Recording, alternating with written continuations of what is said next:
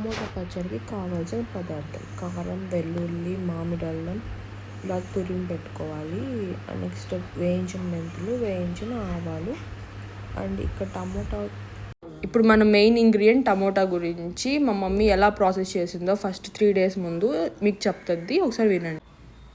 KG టమాటాలకి మనం శుభ్రం చేసి వాటర్లో బాగా కడిగేసి ఆరబెట్టుకోవాలి. ఫస్ట్ ఆరబెట్టినాక బాగా కోసి బాగా ముక్కలుగా సన్న ముక్కలుగా కోసుకొని ఒక డబ్బా తీసుకోవాలి. తీసుకొని ఉప్పు, పసుపు కేజీకి ఒక 150 గ్రాములు ఉప్పు సరిపోద్ది.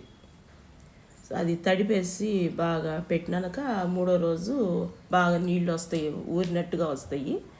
వచ్చినప్పుడు అవి 3వ రోజు తీసి ఒక ప్లేట్ తీసుకొని బాగా గట్టిగా పిండి ఎండలో పెట్టాలి. ఎండలో పెట్టినాక అట్ట 3 రోజులు 4 రోజులు గలగల ఉంటాయి అన్నప్పుడు ఆ 4వ రోజు ఉదయాన్నే మనం చింతపండు కేజీకి 100 గ్రాముల చింతపండు తీసి బాగా వాటి మీద తొక్కులు ఇట్లని క్లీన్ చేసేసుకొని ఈ టమాటా చింతపండు వేసి టమాటా ముక్కలు నానబెట్టుకోవాలి.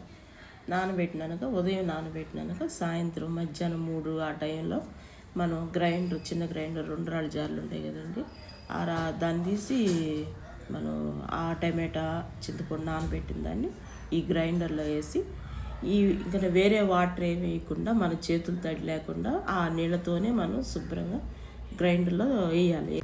నెక్స్ట్